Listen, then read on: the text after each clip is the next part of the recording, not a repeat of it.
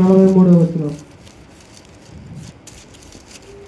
అందుకు ఆయన, వానితో నేడు నువ్వు నాతో కూడా పరదేశిలో ఉండు అని నిశ్చయంగా నీతో చెప్పుచున్నాను.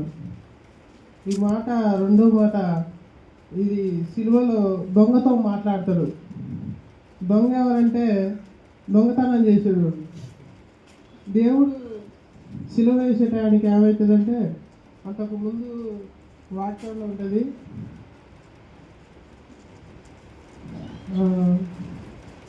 సిలువలో ఇప్పుడు కుడివైపు ఒకళ్ళు ఎడమవైపు ఒకళ్ళు సిలువ వేస్తారు.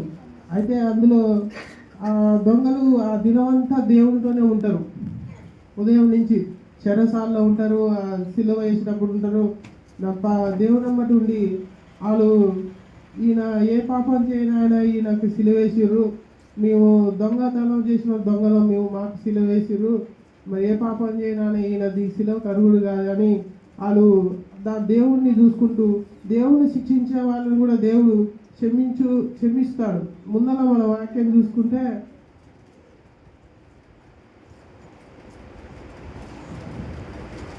ముందరనే ఉంటుంది, వీరేం చేస్తున్నారు వీరు ఎరుగారు అనేది. ఆ మాటలు ఈ దేవుడు వీళ్ళు దొంగ చూసినప్పుడు, ఈ దేవుడు ఎంత మంచోడు, ఎంత గొప్పోడు, తనను శిక్షించిన వారినే క్షమిస్తున్నాడు. మరి మనం ఇంత తప్పు చేసినా కానీ మనకి శిక్ష అంటే కరెక్టే, కానీ ఏ తప్పు చేయని దేవునికి ఈ శిక్ష కరెక్ట్ కాదే అని దేవుడు దేవుని ఆ మంచి ప్రేమను అది చూసి దొంగ ఏమంటాడు, త్వరగా నువ్వు నన్ను జ్ఞాపకం చేసుకోను అంటాడు. అందుకైన వార్త నువ్వు నాతో కూడా పరదేశిలో ఉండు అని చెప్పాను.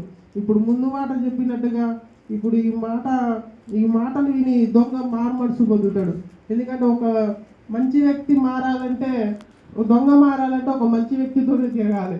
అలాగే ఒక మంచి వ్యక్తి ఇప్పుడు అన్యాయంగా శిక్ష అనుభవిస్తుందంటే పక్కనున్నోడికి తెలుసు. ఎందుకంటే దొంగతనం చేసినోడు శిక్షకు అర్హుడు, కానీ దొంగతనం ఏ పాపం చేయని ఆయన శిక్షకు ఇచ్చినంటే పక్కన ఉన్న దొంగే మారుమనసు పొందిండు.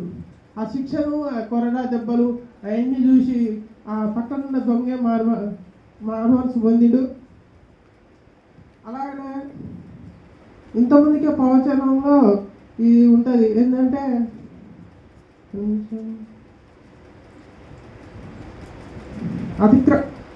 ఒక వాక్యం ఉంటుంది, అతిక్రమం చేయవారిలో ఒకటిగా ఎంచబడునని.